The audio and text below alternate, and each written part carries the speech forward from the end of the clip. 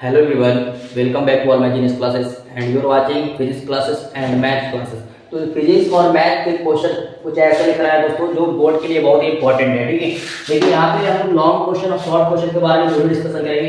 पहले हम लोग प्रॉपर आते हैं उसको डिस्कशन करते हैं फिजिक्स के ऊपर। ठीक है, ये फिजिक्स का मैंने यहाँ पे कुछ क्वेश्चन लिखे हैं जो बहुत ही आपके बोर्ड के लिए बहुत ही इंपॉर्टेंट है। ठीक है, यहाँ पे डेरिवेट करना है या प्रूफ करना है। क्वेश्चन फर्स्ट में लॉन्ग क्वेश्चन है, proof of law of reflection of light, जिसमें क्या करना है, ये एंगल आई बराबर एंगल आर को प्रूफ करना है। तो ये समझने से पहले आपको डिफिनेशन वगैरह के बारे में तो आपसे पूछ दिया करता है शॉर्ट क्वेश्चन में। ठीक है, तो पहले हम डिफिनेशन के बारे में डिस्कशन करते हैं। तो reflection of light and R क्या है। ठीक है, तो पहले सॉरी देखिए रिफ्लेक्शन ऑफ लाइट के बारे में डिस्कशन जानेंगे दोस्तों। तो पहले देखिए यहाँ पे डिफिनेशन में ऐसे होगा दोस्तों, when A light falls on any surface then reflect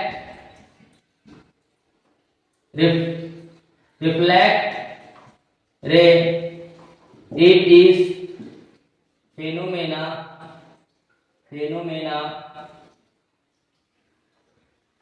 are called reflection of light,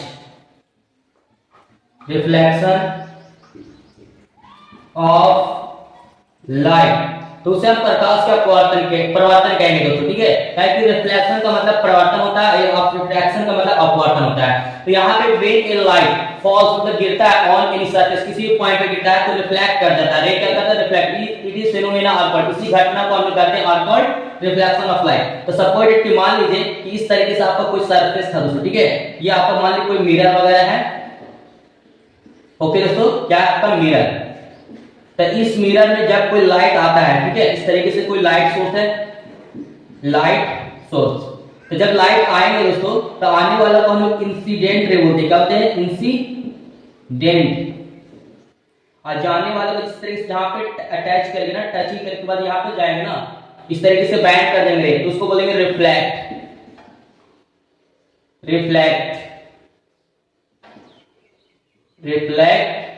रे।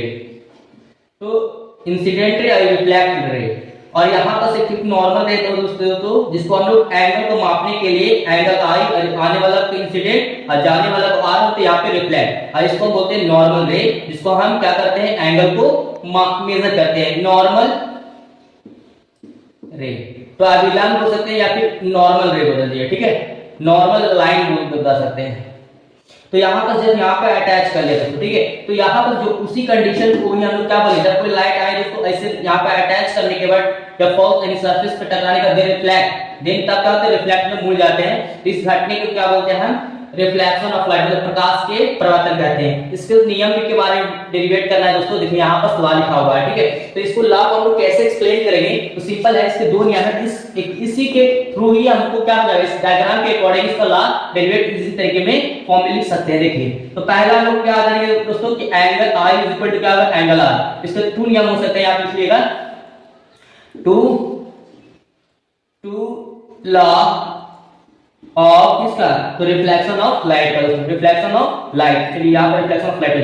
तो पहला में क्या है, angle I is equal to angle R, मतलब कि इंसिडेंट रे एंड या फिर मेजर ऑफ क्या, या फिर एंगल ऑफ इंसिडेंट एंगल और इंसिडेंट रे का, और एंगल ऑफ किसका, रिफ्लेक्ट रे का। ठीक है, यहां पे इंसिडेंट रे और क्या, और रिफ्लेक्ट रे दोनों का एंगल होंगे दोस्तों। ठीक है ना, एंगल ऑफ बोथ साइड दोनों का, इंसिडेंट भी और रिफ्लेक्ट दोनों का एंगल क्या होंगे, दोनों आपस में इक्वल होंगे दोस्तों। एंगल आई बराबर एंगल आर क्या होंगे, इक्वल होंगे दोस्तों। ठीक है, तो ये पहला पॉइंट डेरिवेट हो गया।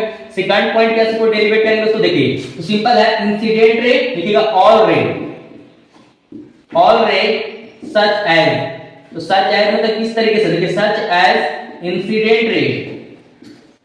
Incident reflect and normal ray falls at a single point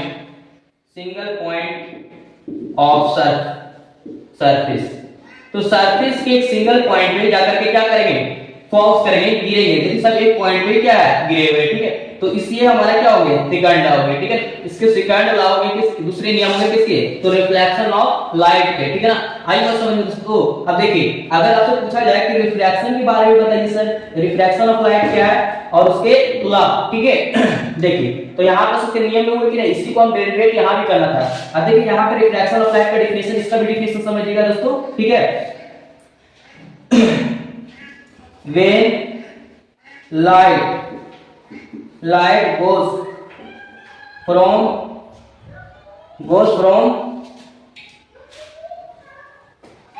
one medium to another medium are called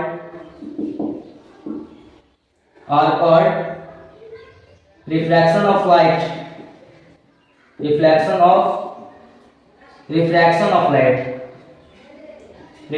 of light, but in which change of direction, इसमें डायरेक्शन क्या हो जाता है, चेंज हो जाता है। देखिए दोस्तों यहाँ पे सिंपल बताया मैंने, व्हेन लाइट गोज फ्रॉम, जब ये लाइट जाती है वन मीडियम से अनदर मीडियम में, ठीक है, मतलब दूसरे मीडियम में, तो उसी को हम क्या बोलते हैं, रिफ्लेक्शन ऑफ लाइट। लेकिन इसी में क्या होगा, बट लेकिन इन बीच चेंज ऑफ डायरेक्शन, इसमें डायरेक्शन क्या हो जाएगा आपका, चेंज कर जाएगा जब जाने के बाद, ठीक है। तो इसका भी कहते होते हैं, मतलब टू लॉ होते हैं, ठीक है। There are two law of refraction of light, ठीक है। तो यहाँ पर इसको भी डेरिवेट करेंगे दोस्तों, थोड़ा सा हम इसको इरेज कर लेते हैं ताकि आपको पता चले, ठीक है। ओके चलिए देखिए,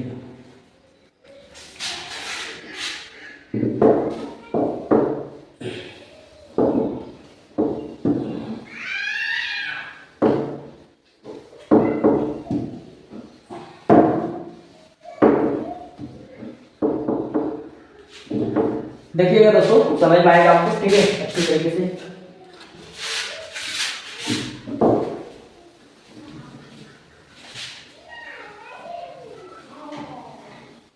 देखिए दोस्तों इसके सेकंड लॉ में देखिएगा रिफ्रैक्शन ऑफ लाइट का, तो फर्स्ट लॉ आपका क्या होंगे दोस्तों, तो the ratio of angle of incident ray and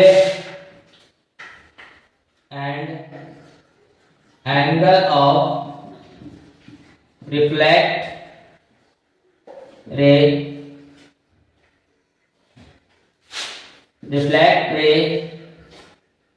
are called ray, but it is also known as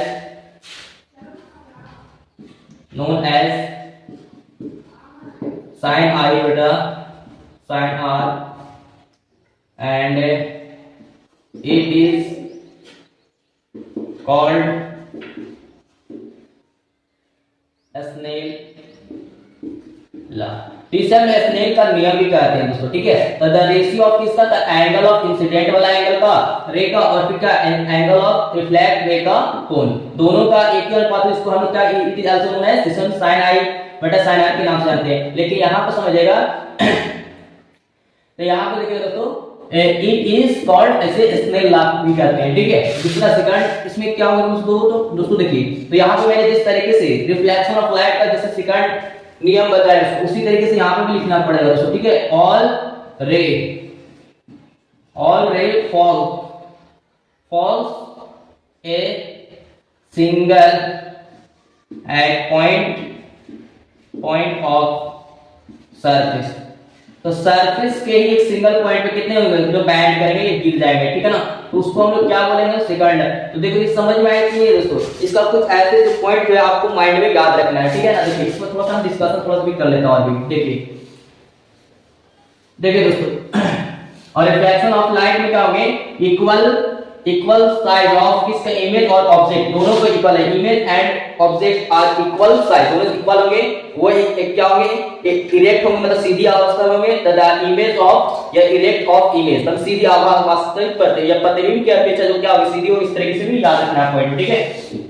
सबके बारे में पहले भी बना चुके दोस्तों, जाके आप देख सकते हैं हमारे चैनल पे, ठीक है। देखिए दोस्तों समझिएगा अच्छे से।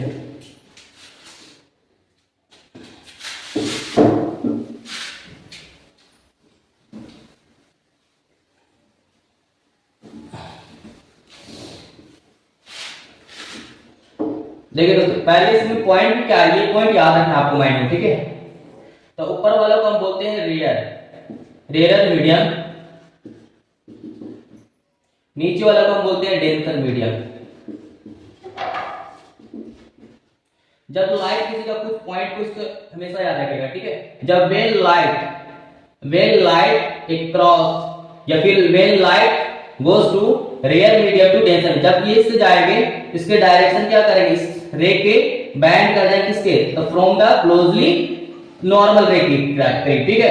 तो ये समझ में आ गए, ऊपर वाला रेयर मीडियम, नीचे डेंसर मीडियम होते हैं। तो आने वाले इस तरीके से आएंगे तो जाने वाला आर होगी, इसको इस डायरेक्शन में जाना चाहता है, लेकिन तो मुड़ेंगे तो ये तो हमारा क्या होता है, रिफ्लेक्शन ऑफ लाइट होता है, आपको पता है, चेंज करेंगे डायरेक्शन भी, लेकिन इसके रे में क्या इधर नॉर्मल क्लोजली किसका आएंगे, तो फ्रॉम द क्लोजली नॉर्मल रे के साथ, ठीक है। ये आपका नॉर्मल रे के साथ क्या होंगे, क्लोज हो जाएंगे, ठीक है, नजदीक हो जाएंगे। दूसरा क्या होंगे, अगर सपोज कि अगर लाइट अगर नीचे से गए तो भाई, तो ऊपर वाला तो हम जानते हैं कि रेयर मीडियम वही होते हैं, ठीक है, और नीचे क्या होते हैं, डेंसर मीडियम होते हैं। लेकिन अगर ये लाइट इधर से आएंगे इस डायरेक्शन में इसको जाना चाहिए, तो ये क्या करेंगे, ई और इधर क्या हो जाएगा, अभिलंब से और दूर भाग जाएंगे, मतलब कि इट्स क्विड फॉर मतलब ये बहुत दूर हो जाएंगे, ठीक है। आगे तो समझे, इट्स क्विड फॉर का मतलब ये लाइट बहुत दूर हो जाएगी इससे, तो नॉर्मल रे से, ठीक है। I it's quid far from normal ray से, ठीक है। ये वाला लाइट इंसिडेंट आने वाला रिफ्लेक्ट करने के बाद वो बहुत दूर चलेंगे फ्रॉम द नॉर्मल रे के साथ, ठीक है। ये पॉइंट याद रखना है माइंड में आपको, ठीक है। चलते हैं दोस्तों आगे। देखिए दोस्तों अब हम लोग प्रूफ करते हैं दोस्तों, ठीक है। अब ये प्रूफ करने वाला लोग आ गए, ठीक है, समझिएगा। देखिए दोस्तों, तो पहले proof of law of reflection of light, इसको हम लोग प्रूफ करेंगे बहुत ही सिंपल वे में, बहुत ही इजी वे में समझेंगे, ठीक है। तो पहले तो आपको क्या करना है, कुछ डायग्राम प्रोसेस के बारे में बता देता हूं दोस्तों। देखिए यहां पर जैसे हम इस तरीके से लाइनिंग में ड्राइव किए, ठीक है। ये जो आने वाला इंसिडेंट रे और इस तरीके रिफ्लेक्ट होते हैं, फिर इसमें भी क्या फिर आएंगे, फिर इस तरीके से रिफ्लेक्ट करेंगे। तो जो आएगा दोस्तों, मान लो कि सपोज कि ये I1 के साथ इंसिडेंट रहे, आई क्या है I2 की वजह से, तो पहला वाला कंडीशन I इंसिडेंट से V1 बनेंगे, वेलोसिटी ऐसा क्या बनेंगे V2, ठीक है। आपको डिस्टेंस बराबर फार्मूला हुआ होगा, ये टाइम बराबर फार्मूला करेंगे दोस्तों, दोनों का t टाइम में ही लगता है, दोनों का t से टाइम t के अकॉर्डिंग लगता है, ठीक है। तो टाइम इज इक्वल टू क्या जानते हैं दोस्तों, टाइम इज इक्वल टू क्या आता है, तो डिस्टेंस अपॉन स्पीड होता है, ठीक है। देखिएगा तो ये होते हैं फार्मूला। अब बताओ कि यहाँ पर जिस तरीके से यहाँ पर आए, तो आने वाला आप इसके लिए कुछ नॉर्मल वगैरह दे, इस तरीके से ड्रा कीजिए, डॉट डॉट करके लाएंगे यहाँ, और इसमें भी क्या करिए, डॉट डॉट करके इस तरीके से मैंने ड्रा कर दिया दोस्तों, ठीक है। तो यहाँ पर आने वाला, इसको हम दे देते हैं ए और सी नाम देते हैं, इसको हम ए बी देते हैं, इसको क्या देते हैं ए, यहाँ पे ए बी, इधर का दे सी बी। तो देखिए यहाँ डिस्टेंस कौन होगा, इसमें AD के द्वारा और इसमें BD, ठीक है। तो आने वाला आपतित कोण होता है, जाने वाला R होता है, तो जितना एंगल है, और इसी तरीके से यहाँ पर भी होंगे, ठीक है ना। आइए बस समझिए। अब देखिएगा ये समझिएगा दोस्तों कि इसमें उसी तरीके से टाइम अगर दोनों के लिए अगर बैठाया जाए, शेड्यूल किया जाए, टाइम इज इक्वल टू, तो इसमें डिस्टेंस अपॉन स्पीड होता है, डिस्टेंस अपॉन स्पीड। इसमें डिस्टेंस पर क्या था, इसमें आपका डिस्टेंस क्या था आपका, इस यहाँ पे देखा जाए दोस्तों, तो ये वाला डिस्टेंस था आपका AD, और यहाँ पर स्पीड क्या चल रहा था, स्पीड कौन सा वेरिएशन से v थे, तो यहाँ पे v रखनी है। उसी तरीके से टाइम्स, फिर अगर t करते हैं यहाँ पर t इक्वल टू, तो यहाँ पे भी डिस्टेंस अपॉन स्पीड होगा, तो इसका डिस्टेंस क्या होगा, फिर यहाँ पे AD वाला डिस्टेंस क्या बनेगा, BC बनेगा, ठीक है। अब बटन में देखिए यहाँ पे v का इसका वेलोसिटी भी क्या था, v के अकॉर्डिंग था, ठीक है। दोनों तो बताइए, दोनों अगर ऑन कंपेयरिंग कीजिएगा तो यहाँ पर क्या बनेगा, टाइम के इक्वल है, टाइम के खत्म हो जाता है, दोनों AD बराबर क्या बनेगा, इसमें v बराबर, और BC बराबर क्या बनेगा, v BC कट जाएगा, तो AD बराबर क्या लिख सकते हैं, BC लिख सकते हैं, समीकरण इक्वेशन फर्स्ट हो जाएगा, ठीक है। अब देखो यहाँ पर कुछ ट्रायंगल और यहाँ पे 4 लिखेंगे, या फिर 4 इन ट्रायंगल देखिए बन रहा है दोस्तों, देखिए ए डी सी में, ए डी सी में in triangle A D C, ठीक है ना। अब देखिए यहाँ पे कौन सा थीटा लिखेंगे, अकॉर्डिंग टू किसके लास्ट करेंगे दोस्तों, according to reflection of light, reflection of light के थ्रू चलेगी, ठीक है। तो देखिए रिफ्लेक्शन ऑफ लाइट क्या कहता है, तो साइन थीटा में कहते हैं साइन थीटा बराबर रिफ्लेक्शन, ठीक है, रिफ्लेक्शन चलेगी।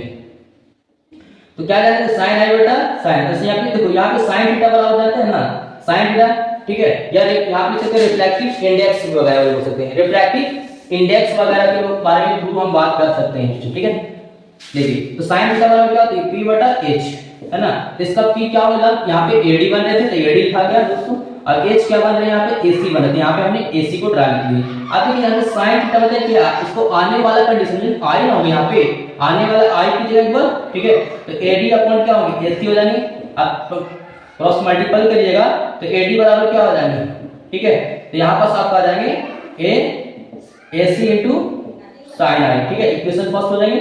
उसी तरीके से यहाँ पर भी कीजिएगा, ठीक है। तो यहाँ पे sin थीटा अगेन कर लिया दोस्तों, तो sin theta is equal to p बटा h, तो इसका p क्या हो जाएंगे, तो bc हो जाएंगे, bc अपॉन क्या हो जाएंगे, यहाँ पर देखिए जिस पर ये हमारा p जिस पर ड्रा करते हैं अगर h हो जाएंगे, ये तो लंब बना जिधर बताया था आपको। देखिए इस तरीके से 90 डिग्री समकोण बन रहा है, ये लंब जैसे नीचे ना होगा, इसी तरीके से हम लंब डालने से गला आधार हो जाएंगे, ये आपका क्या है b i क्या हो जाएगा p i का होगा h, उसी तरीके से यहाँ पे AC बन जाएंगे। तो बताओ sin r लिखेगा इस जगह पे, अब बताइए यहाँ पे BC बटा क्या होगा AC हो जाएंगे, क्रॉस मल्टीपल कीजिएगा तो BC बराबर क्या बनेगा AC sin r, इक्वेशन कितना होगा 2, दोनों को क्या करेगा डिवाइड कीजिएगा, या फिर दोनों का मान क्या कर दिया फर्स्ट में पुट कीजिए, देखिए AD के बराबर इधर BC के बराबर दोनों पुट कर सकते हैं इसमें। तो देखिए अगर यहाँ पे पुट कीजिएगा तो क्या बनेगा, तो AD के लिए क्या हो जाएगा AC sin i है, यहाँ पे लिखा AC sin i, और इसमें क्या आया दोस्तों BC sin r। अब देखिए AC से ये सॉरी इसका भी AC आया ना, AC आया, AC कट जाएगा, अब ये sin से sin कट जाएगा, ठीक है। तो क्या बचेगा यहाँ पे I, द एंगल I, इधर क्या बचेगा angle R, this is the क्या होगा प्रूफ डेट हो गया। तो इस तरीके से प्रूफ कर सकते हैं दोस्तों, इसका कुछ पॉइंट भी डेरिवेट करना है रहता है, यहाँ पे कुछ पॉइंट वगैरह भी लिखना है, यहाँ पे लिख लीजिएगा फर्स्ट में यहाँ पे कि लेट कंसीडर लिख जाएगा, कंसीडर when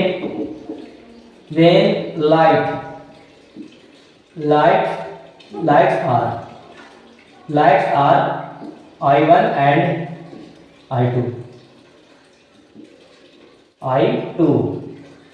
goes from है ना, goes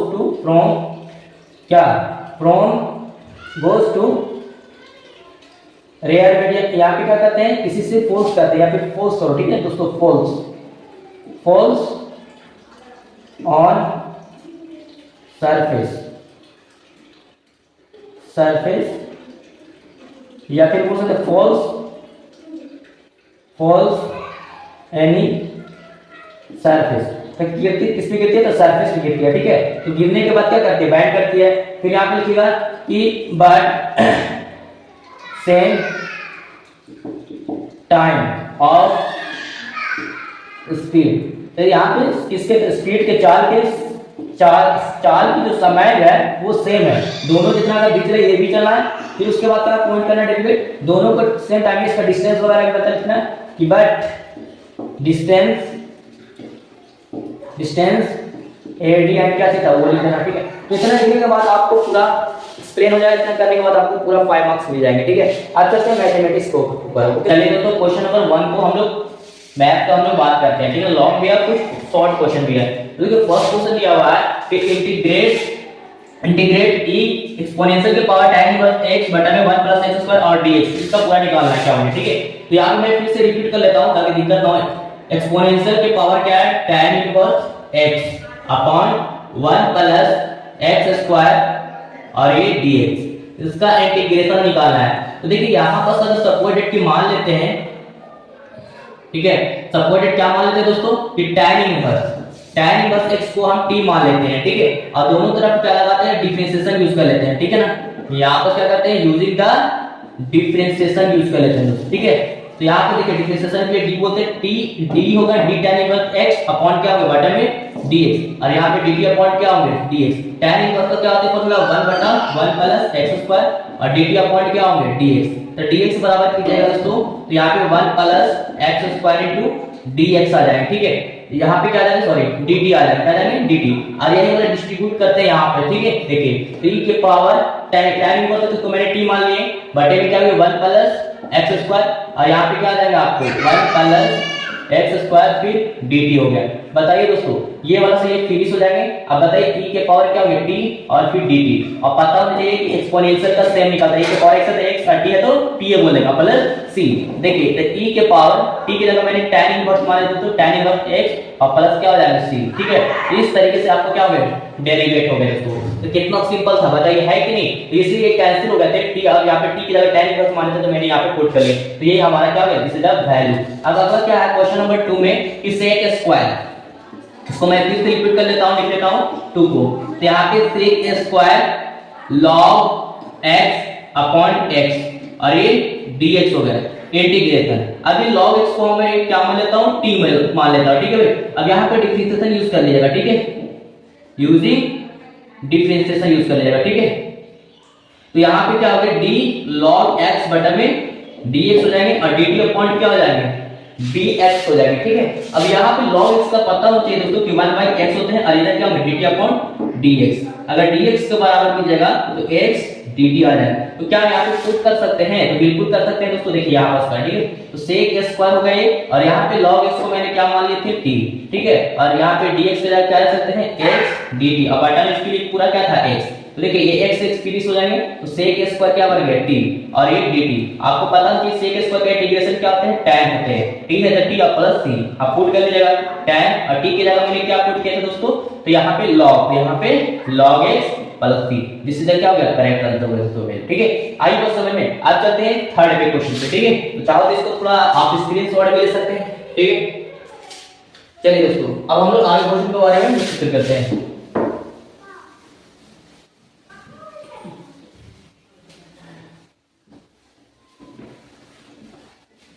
देखिए दोस्तों क्वेश्चन नंबर थर्ड में हमारा क्या है, दिया हुआ है कि फाइंड करना है, निकालना है integration x square into e के पावर x क्यूब और ये dx, ठीक है।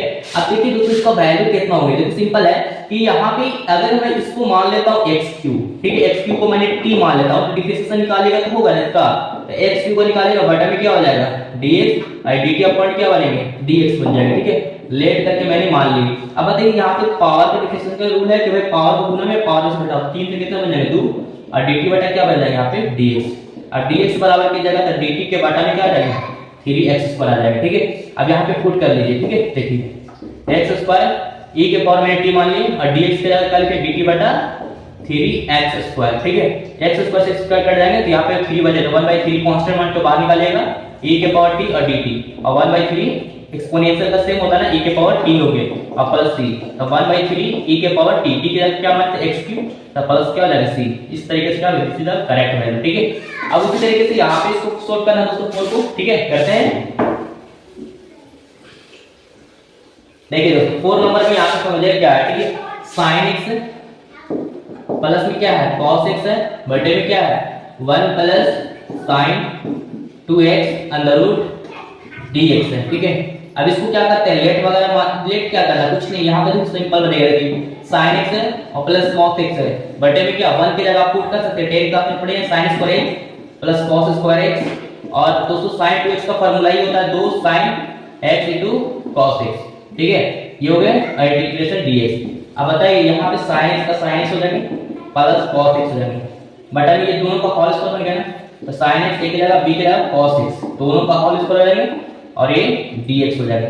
बताइए ऊपर का क्या बन गया sin x plus cos x, दोनों का बताइए रूट था ना तो बाहर निकल जाएगा ना, तो सिर्फ नॉर्मल बचेगा sin x plus cos x, और ये क्या हो गया dx इंटीग्रेशन, ये से कट जाएगा तो 1 बचेगा, और 1 का पता है दोस्तों क्या होता है x होता है इंटीग्रेशन, और प्लस में c है t कांस्टेंट लिए, ठीक है, लिमिट रहेगा तो नहीं दिया जाएगा, ठीक है। तो ये हमारा 4 करेगा दोस्तों, ठीक है। चलिए 5 का बनाते हैं। देखिए दोस्तों 5 नंबर में क्या है, ये लिमिट वाला है, लिमिट वाला आपसे पूछ दिया करता है, ठीक है। क्या है 0 से 1। तो एक्सपोनेंशियल का तो सेम निकलता है के पावर x, और लिमिट क्या है लेफ्ट से क्या कर जाएंगे राइट, ये लोअर लिमिट हो जाएंगे और ये क्या होंगे अपर लिमिट बन जाएगा, ठीक है, ये आपका अपर लिमिट। तो पहले क्या होता है e के पावर अपर लिमिट का इस्तेमाल होता है x की जगह डिस्ट्रीब्यूट होगा माइनस e के पावर x की जगह 0 लिखाएंगे, e के पावर 1 और किसी का पावर 0 है वैल्यू क्या था 1 है, इसी तरह क्या राइट आंसर, ठीक है। उसी तरीके से क्वेश्चन नंबर 5 का देखा जाए दोस्तों, क्या है dx है इंटीग्रेशन लिमिट क्या 1 से 3, ठीक है। तो यहां पे कुछ नहीं तो 1 लगा होता, 1 है तो 1 का x हो जाएगा, 2 है तो 2x हो जाएगा, तो यहां पे 1 है तो क्या हो जाएंगे x बन जाएंगे और लिमिट क्या 1 से 3 हो जाएंगे, ठीक है। अब बताइए लिमिट को पहले अपर लिमिट 3 रखिए x की जगह और यहां पे 1, 3 में से बन जाएंगे कितना बनेगा 2 बन जाएगा सर। 6 के बाद यहां पे क्या होगा दोस्तों, ये आपका 5 है, सॉरी 5 थे और ये क्या था आपका 6। 7th नंबर यहां पे देखिए x dx लिमिट लगा हुआ 0 से कितना 3।